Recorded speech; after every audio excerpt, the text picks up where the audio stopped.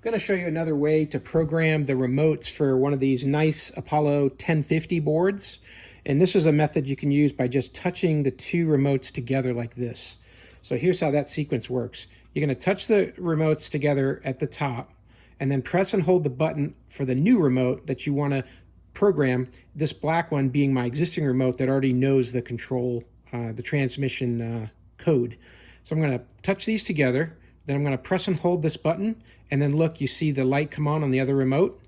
And now that that's ready to go, I'm going to push this corresponding button that I want to transfer over. And I'm going to look for that, there it goes, that red button to come up lit on this new one here. And now that code has transferred over.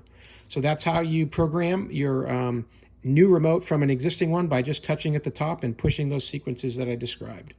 So hey, I hope this video was helpful for these nice remotes and programming them to your 1050 board, and that way for you to add more remotes without having to go and actually physically be at the board. So if this video was helpful, please give it a thumbs up. That'll help other people find it as well. And as always, have a great day.